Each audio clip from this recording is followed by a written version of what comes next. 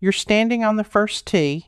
You watch a man who has to be 70 years old take a swing so slow, so easy, it looks like he isn't even trying. And then his ball sails 30 yards past yours. You swung harder. You're younger. You're stronger. So how did that happen? I asked that exact question for years. And the answer I finally found had nothing to do with strength or new clubs or a swing coach charging $200 an hour. It came down to one small move that cost you nothing. A move so old that most players today have never heard it explained because the trail to it went cold decades ago. Here's what I promise you. Before this is over, I'll show you a passage from a book published in 1942 written by a man who taught golf on the coast of France that explains the whole thing in a way no modern instructor ever will. And the best part? You already own everything you need to feel it, right now, standing on your own 2 feet. I remember the moment this got under my skin. I was at a little municipal course outside my town, the kind of place with cracked cart paths and a $2 bucket of range balls, and I watched an old fellow in a cardigan outdrive 3 men in their 30s who had clubs that cost more than my first car. He wasn't strong, he barely moved, and I thought, there is a secret here, and nobody is saying it out loud. So let me ask you the strange question that finally cracked this open for me. If power in golf came from your arms, from swinging hard, from muscling the club through the ball, then why don't the longest hitters in the world simply throw the club? Think about it. If it were all in the hands and the arms, the fastest way to send something far would be to let go, to hurl it. A grown man can throw a golf club if he were foolish enough to try a long, long way down a field. So if the arms were the engine, the swing would just be a controlled throw and the biggest, strongest men would win every time, but that's not what happens. The longest hitters hold on. They keep both hands on the club through the entire motion. And the man in the cardigan, with no muscle to speak of, sent it past everyone. Something else is doing the work.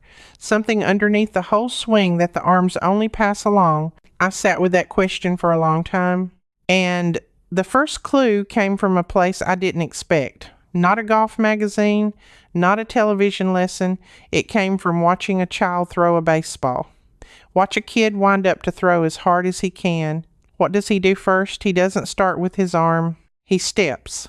He pushes off his back foot, plants his front foot, and his whole body uncoils from the ground up. The arm comes last. The arm is the whip, not the engine. The engine is his feet pressing into the earth. That's when it hit me. The reason golfers don't throw the club is that throwing wastes the very thing that makes the ball fly, the ground.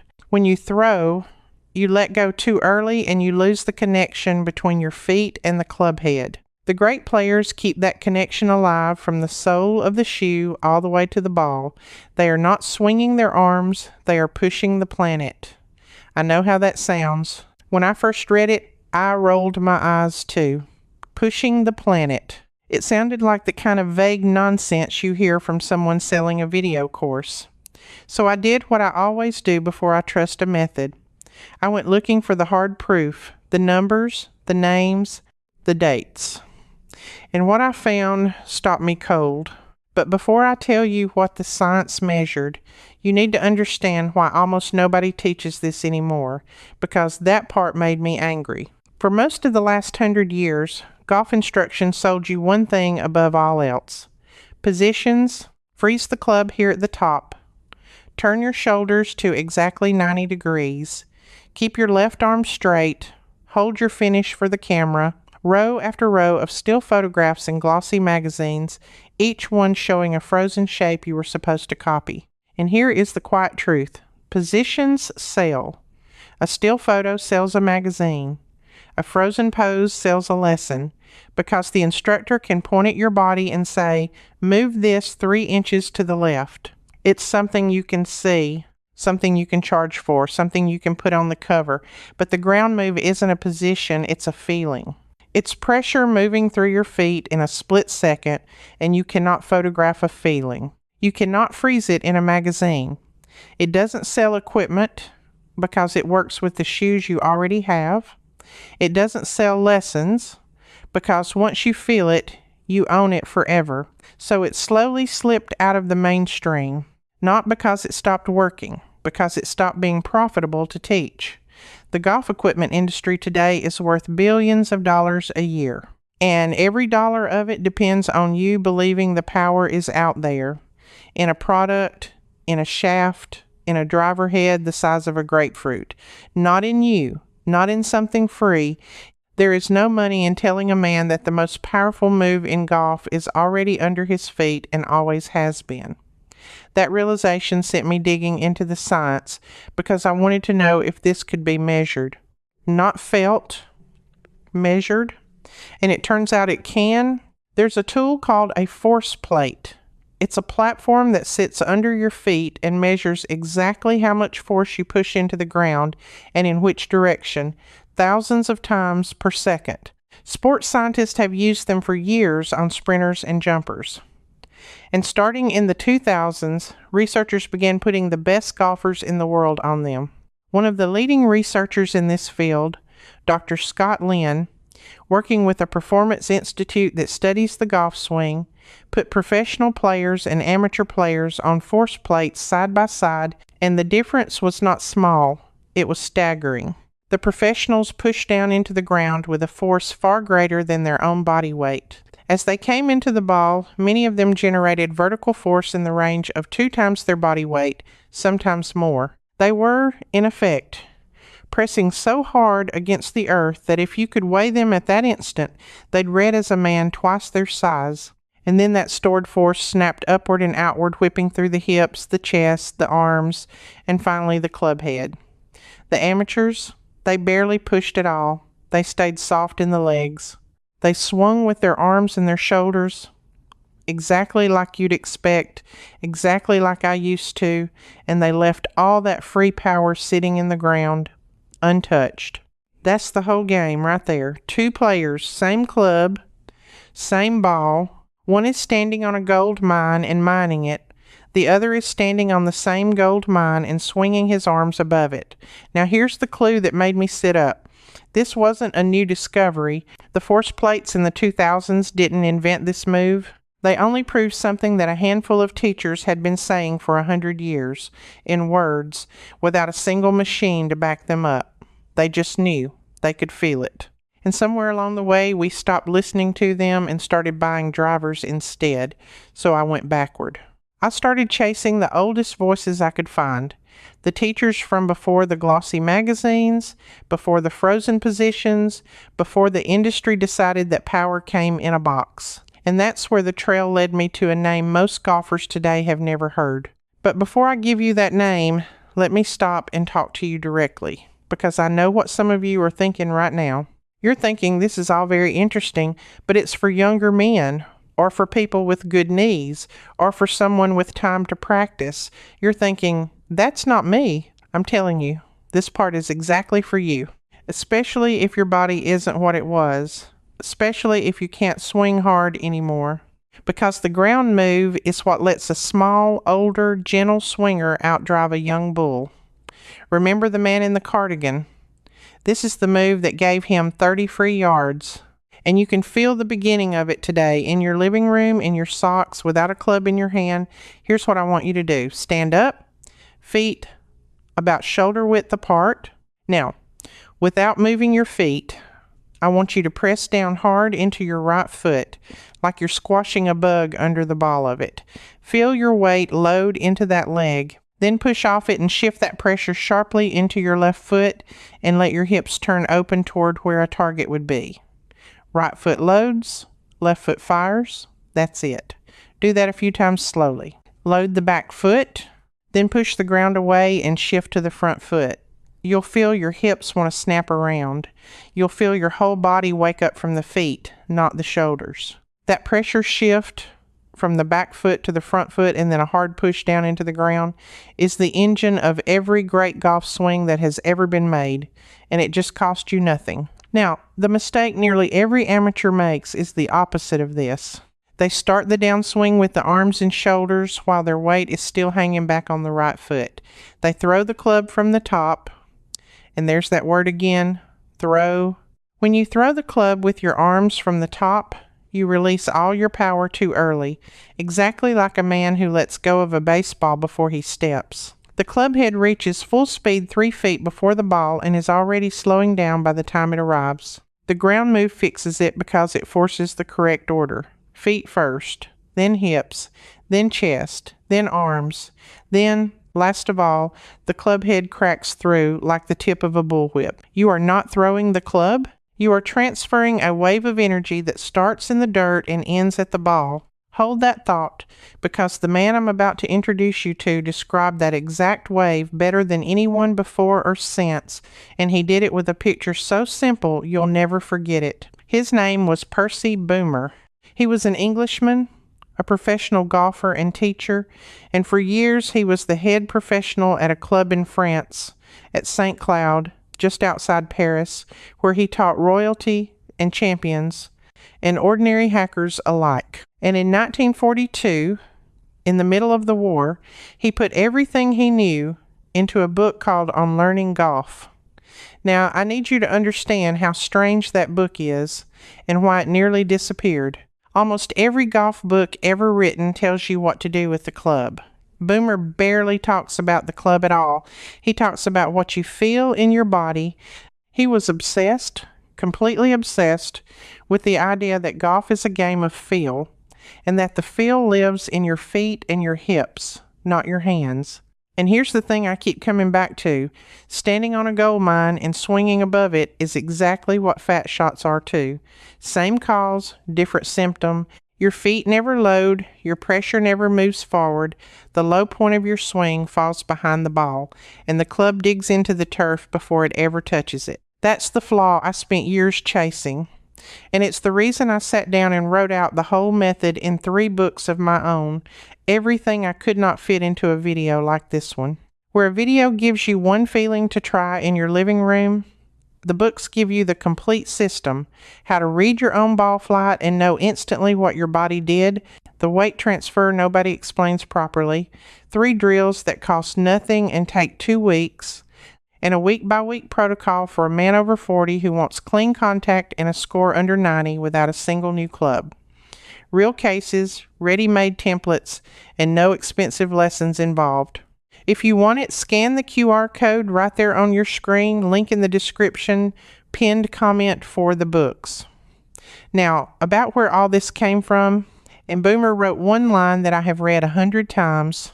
He said, "You must feel that you are swinging inside a barrel. Picture it.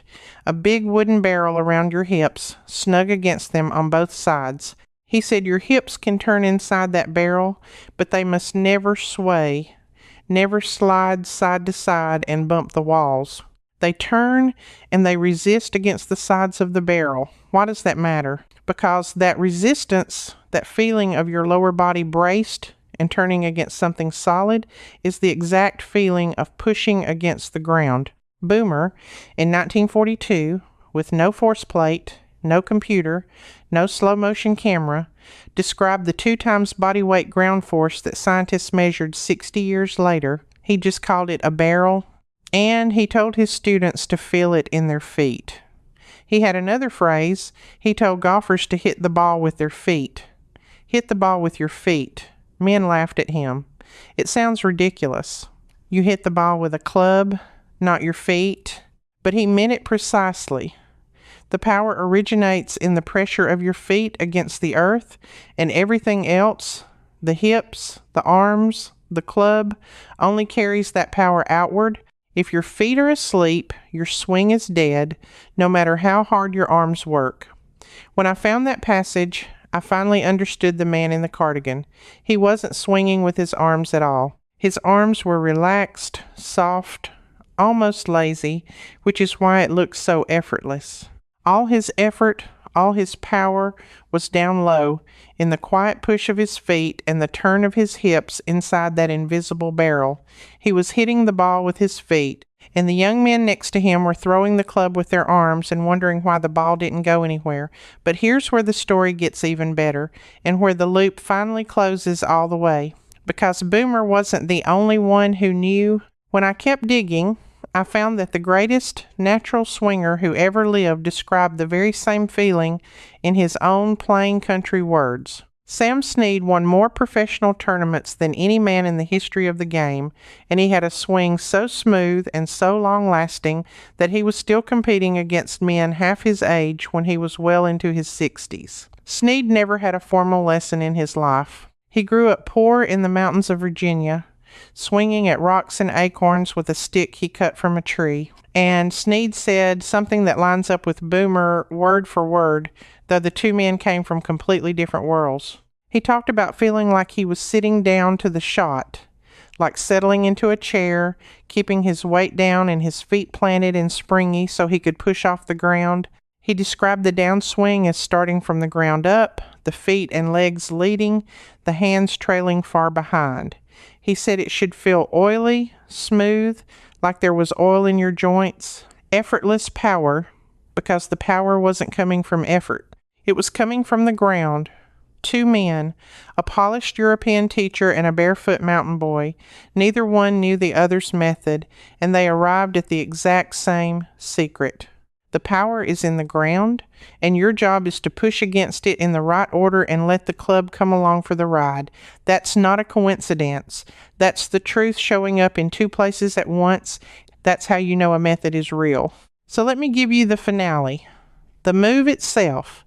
The thing I promised you at the start, drawn straight from Boomer's book from 1942 and confirmed by every force plate in every sports lab today. I tested this myself for a full season before I trusted it, and I'm going to give it to you in 3 simple pieces you can practice this weekend with a single club in your backyard. First, the setup. Boomer's barrel. Stand to the ball with your feet planted and your knees slightly bent, and imagine that barrel snug around your hips. Your weight should feel like it's in the middle of your feet, not on your toes, not on your heels. Feel the ground under the whole sole of each shoe. You are not standing on the ground. You are standing into it. That's the first feeling, and most amateurs skip it entirely. Second, the load. As you take the club back, let your weight press into your right foot, into the inside of that right foot, while your hips turn but stay inside the barrel. Do not let your hips slide out sideways and bump the wall. It turns and it resists. You should feel pressure building in your right leg, coiled like a spring being wound. That coil is stored energy. That's you loading the ground. Third, and this is the move that changes everything, the push. To start down, you do not pull with your arms. You do not throw the club. You push down and off your right foot and shift that pressure hard into your left foot, and you feel your left foot press into the ground as if you were trying to stand up out of a chair and stamp the earth flat at the same time. That push is what fires the hips. The hips fire the chest slings the arms, and the club, held onto the very end, cracks through the ball like the tip of a whip. Feet first, never the club first. If you remember one thing from all of this, remember that the club is the last thing to move, not the first. The amateur throws the club from the top and dies. The master pushes the ground and the club arrives on its own, faster than he could ever have swung it with his arms. Here's the drill. Boomer's method points straight to, and it's the simplest, most powerful thing you'll ever do for your swing. Take your normal stance, then before you swing, lift your left foot off the ground entirely so all your weight is stacked on your right foot. Start your backswing from there. And as you begin the downswing, step your left foot back down toward the target and plant it hard and swing. Step, then swing, just like the child throwing the baseball, just like Snead pushing off the mountain dirt. That step forces the ground move to happen in the right order because you physically cannot start with your arms, your foot is in the air. It teaches your body the feeling of pushing off the ground before the club comes through. Do 20 of those slow steps this weekend in your yard with a short iron, and I promise you will feel something in your legs and hips light up that you have never felt before in a golf swing. That step drill is not new. It's not something a coach invented last year to sell you a video. Golfers have used a version of it for the better part of a century, quietly among the people who understood that the ground was the engine. It got buried under a mountain of magazine photos showing you frozen positions because a photo of a man mid-step doesn't sell as well as a photo of a man frozen in a perfect pose. But the step was always there, waiting, in the words of a man teaching golf in France in the middle of a world war. Think about what that means for you. You don't need a new driver. You don't need a launch monitor. You don't need a $200 lesson from a man who's going to move your elbow 3 inches and charge you for it. You need your own 2 feet, the ground under them, and the willingness to feel the swing instead of pose for it. The most expensive thing in golf and the cheapest thing in golf just met in the middle, and the cheap thing won.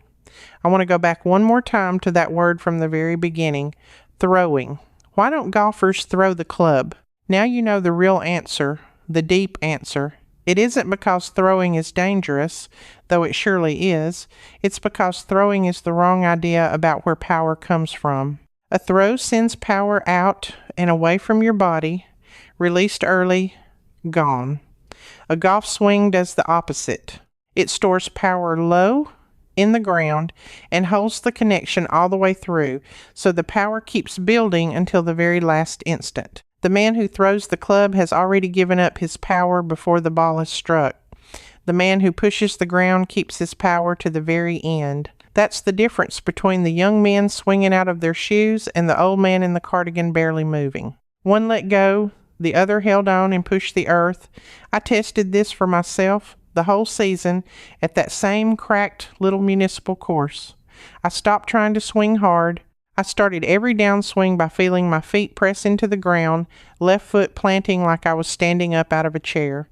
And my longest drives of my life came out of the easiest feeling swings I have ever made. It felt like I was doing less. The ball went farther. That is the signature of this move. Effortless, oily, as Snead would say. Power that doesn't feel like effort because it isn't coming from your muscles straining. It's coming from the ground, giving it back to you. So here's what I want you to sit with tonight. Somebody profited for a very long time from you believing that your power was something you had to buy, that it lived in a product on a shelf and not in the ground under your feet. And a quiet English teacher and a barefoot mountain boy both knew the truth and both tried to tell us, and we very nearly forgot them entirely. You didn't forget. You found your way here. And now you know what most golfers standing on that first tee will never figure out, no matter how much they spend. That is what this whole channel is about, the two of us and the growing number of people watching, digging up the real, proven, free knowledge that the sellers of things would rather we lose track of. Now I want to hear from you. Try the step drill this weekend, the one where you lift your left foot and plant it as you swing, and come back and tell me one thing. Did the ball go farther with the easy swing or the hard one? Tell me in the comments. I read them, and I want to know if you felt that jolt of free power come up out of the ground the way I did. Don't just think it. Write it down and leave it below, because your one comment tells the next person that this is real. And if you believe, like I do, that the best methods in this life are the old ones, the tested ones, the ones that cost nothing and never wear out, then come along with me. Subscribe and stand with the people who are recovering what the marketplace tried to make us forget, because next time I'm chasing down a claim I found in a groundskeeper's notebook about a single change to how you grip any tool, from a golf club to a garden shovel, that saves your hands and doubles your control. I've already found the first clue, and it goes back further than you'd think. I'll see you there. Before you go, let me tell you where this leads. This video showed you the idea, but inside my membership, the Old Ways Almanac, I carry you all the way through, right where we just stopped. And if something puzzles you, ask me your own question, and a real person, me, answers you myself. You won't be alone here. Just point your phone's camera at the code on screen, and you can cancel anytime. Now that you feel that free-flowing release, let's fix where it all begins. In the next video, I'll show you the very first move of your downswing that changes everything. It's starting right here,